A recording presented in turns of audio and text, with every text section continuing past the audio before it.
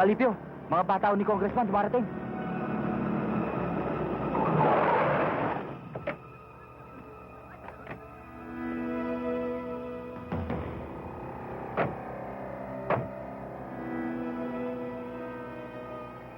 Oh, ano naman to?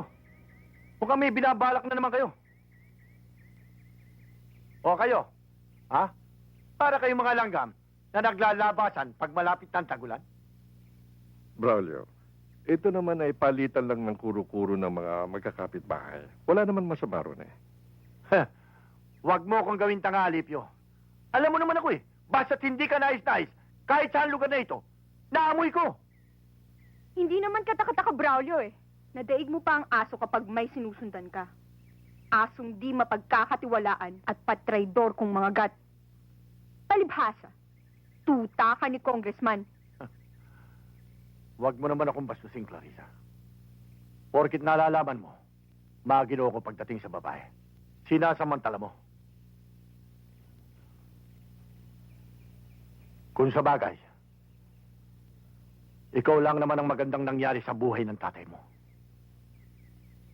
Ang lahat, bugok na.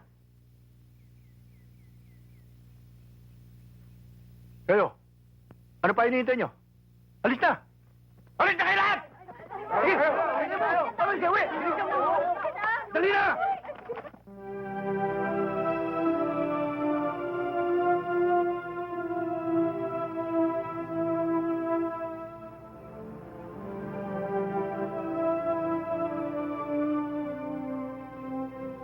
Halos lahat ng lupang nakatiwangwang dito ay pag-aari ni Congressman Doliente.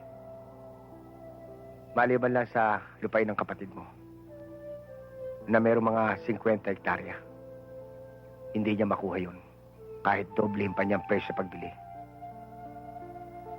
Kilala ko si Pepe. Ang anuang pinaghirapang ipundar. Panghabang panahon na yun. Tanda ko pa nung buhay si Ate Luming. Napasyal ako sa bahay nila. Napag-uusapan na nila ang pagbili ng ganito. Para sa kinabukasan ng wika nga.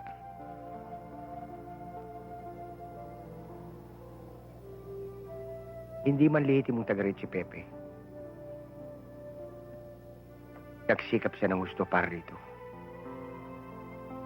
Pinagtulungan nila mag-asawa na matupad ang pangarap na yan. Alam mo, Vicente, sa bundok na yan, madalas kami mga aso ni Pepe noon. Alam ko. At dyan sa ilog na yan, dyan kami naliligo. At ang ilog din yan ang dahilan. Kaya pinupunta rin ng congressman ng lupain ito. Anong ibig mong sabihin?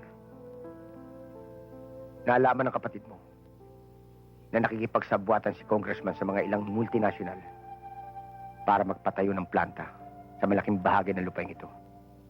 Palibasa, nasa gitna ang lugar nito kaya hindi matuloy-tuloy ang plano. Alam ni Pepe na magiging tapunan ng basura ng planta ang ilog na yan. Ganon talaga si Pepe.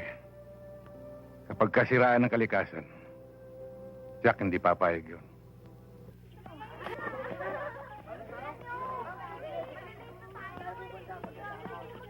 Wala pa ba yung sundo mo? Wala pa nga eh. Nakakainis. Ang tagal-tagal.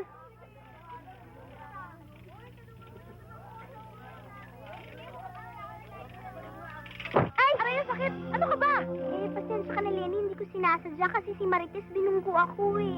Anong hindi ikaw? Nambibita ka pa ng iba? Hindi ko naman talaga kasalanan eh. Hindi. Alam ko naman matagal ka na nag-iinit sa akin eh. Ingkit ka siguro, no? Lenny, sorry ah. Hindi naman talaga sinasadya ni Chona eh. Chona, halika na. Alis na tayo. Sorry talaga, Lenny. Ah, ganun lang. Hindi naman talaga niya sinasadya eh. Isa ka pa. Kapatid mo kasi siya, kaya mo kinakampihan. Hindi pwede yun. Ano? Lalaba ka? Ha? Sumasabra ka na, ha? Ang tapang mo, ah! Naman ang ugali mo, ha? Mas lalo ka na, ha? Chona, Chona!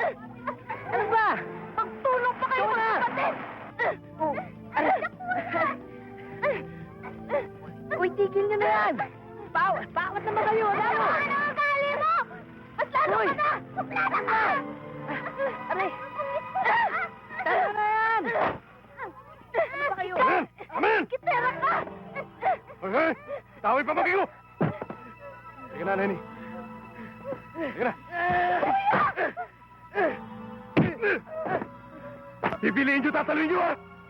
Umaawat na naman po ako, Mang Squaw, ah. Tama na! Dami ka pang sinasabi. Sige na, Len.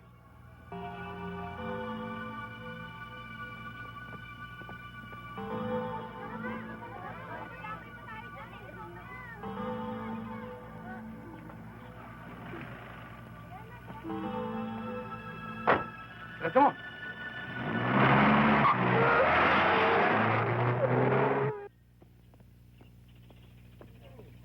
Hindi pwede istorbo yung si Hepe. At may kausap sa itaas. At kung ano man ang gusto niyong sabihin kay Hepe, sabihin niyo sa akin. At ako na lang magpapaabot sa kanya. Magsasampa sana kami ng reklamo.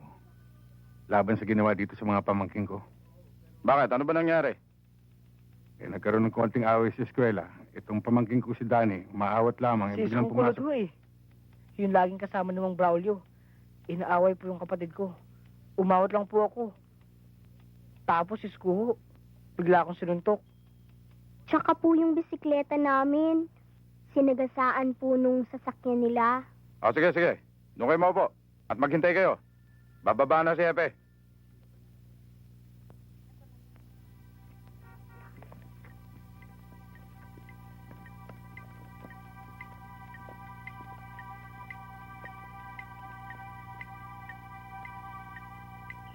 Ang tataga naman ng mga taong yan, no? Kanina pa yung mga yan, ah. Oo nga, hinihintay si Hepe.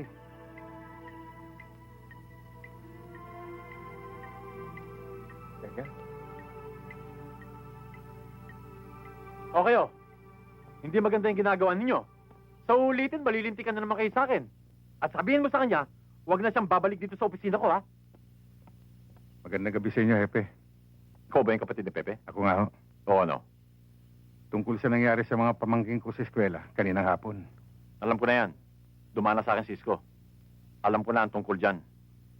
Ikaw naman kasi bata ka. Sumbong ka na sumbong na hindi naman pala totoo. Totoo po naman lahat ang sinabi ko ah. Bilyamar, yan pamangkin mo. Masyadong arugante. Barumbado. Turuan mo yan. Hindi porke mga Bilyamar kayo eh. Magagawa nyo ng lahat ang gusto nyo rito. Ano naman ang kinalaman ng pagiging bilyamar namin? Kung ako sa'yo, hindi na ako magsasampa ng kaso. Nag-aaksaya lang kayo ng panahon. Tara. Pare!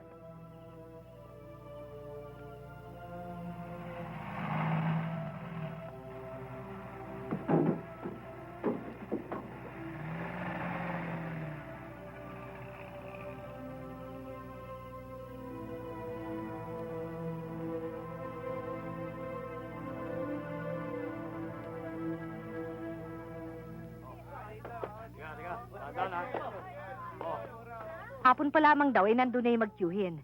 Pero nung harapin ni Hepe, gabi na at papauwi na nga. Binaliwala yung reklamo ni Carding at nasisi pa sila.